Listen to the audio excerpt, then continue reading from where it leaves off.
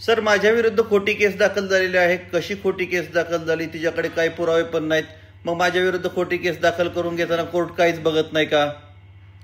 या प्रश्नांचं उत्तर आहे मित्रांनो, केस दाखल होताना आजकाल तर ऑनलाईनच होते.